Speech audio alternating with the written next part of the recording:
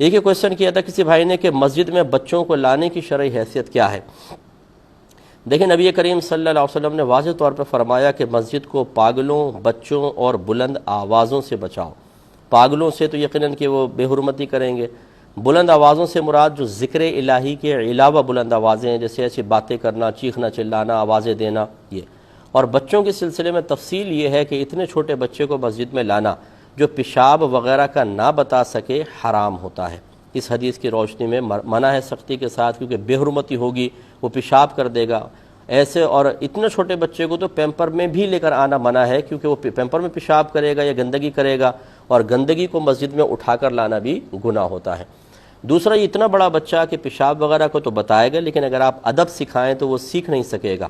جیسے 4-5 سال کے بچے یہ پیروں میں گھس جاتے ہیں، ادھر بھاگ رہے ہیں ادھر بھاگ رہے ہیں، شور مچا رہے ہیں، باپ بٹھا رہا ہے تو بیٹھ جاتے ہیں، پھر پھدک کے نکل جاتے ہیں، لیکن پیشاب وغیرہ کا بتا دیں گے۔ ایسے بچوں کو لانا مکروہ تحریمی ہے، یعنی حرام کے نزدیک گناہ گار ہوں گے، کیونکہ بے حرمتی کریں گے، نمازیوں کے نمازیں خراب کرتے ہیں، قالینیں الٹ دیتے ہیں، دریاں پھینک دیتے ہیں، مسجد کے اندر پانی پھینکتے ہیں، ٹوپیوں سے کھیلتے ہیں، ان کو لانا بھی گناہ ہے۔ اور تیسرا، اتنے بڑے بچے جو ان دونوں چیزوں کے بارے میں یعنی پیشاب وغیرہ کا بتا سکیں اور ادب کے سلسلے میں وہ ادب کو سیکھ سکیں اور تمیز سے بیٹھیں، اتنے بڑے بچے کو لانا مستحب اور افضل ہوتا ہے تاکہ وہ آئے اور مسجد کے آداب وغیرہ سیکھے۔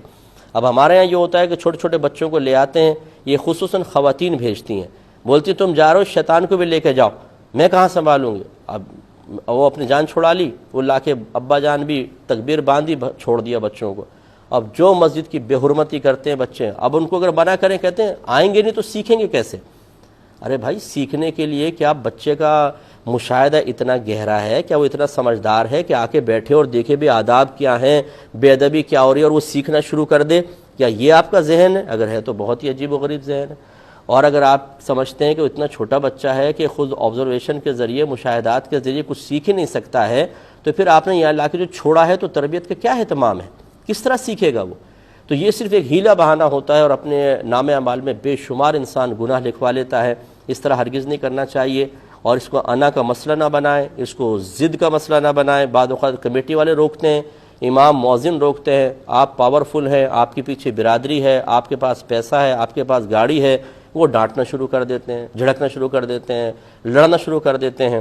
خصوصاً جو چندے دیتے ہیں مسجد کے اندر زیادہ، وہ بھی چندے روکنے کی دھمکی دے دیتے ہیں صراحتاً، یا کہتے ہیں ٹھیک ہے پھر یاد رکھنا اس چیز کو۔ ارے بھائی، آپ اگر چندہ دے رہے ہیں تو کون سے احسان کر رہے ہیں کسی کے اوپر؟ اپنی قبر بہتر بنا رہے ہیں، اپنی موت میں آسانی حاصل کر رہے ہیں، آپ جنت کے درجات حاصل کر رہے ہیں، میدان معاشر میں عزت ملے گی۔ آپ کیا کمال کر رہے ہیں؟ آپ نے کون سے احسان کیا اللہ تعالیٰ کے گھر میں پیسہ دے دیا تو؟ اور اس طرح کے احسانات جتا کے انسان یہ سمجھے کہ مجھے آخرت میں کچھ مل جائے گا، کچھ بھی نہیں ملے گا۔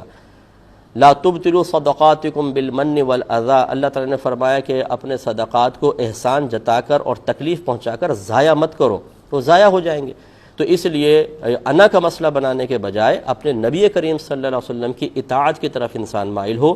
آپ کا کمیٹی سے جھگڑا کرنا، اصل میں آپ کمیٹی سے نہیں کر رہے، نبی کریم صلی اللہ علیہ وسلم کے فرمان اور آپ کے حکم کے مقابلے میں آپ جھگڑا کر رہے ہیں۔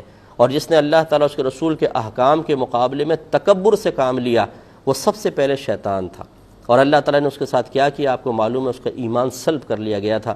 اس لیے اس میں تھوڑی سی احتیاط کرنی چاہیے۔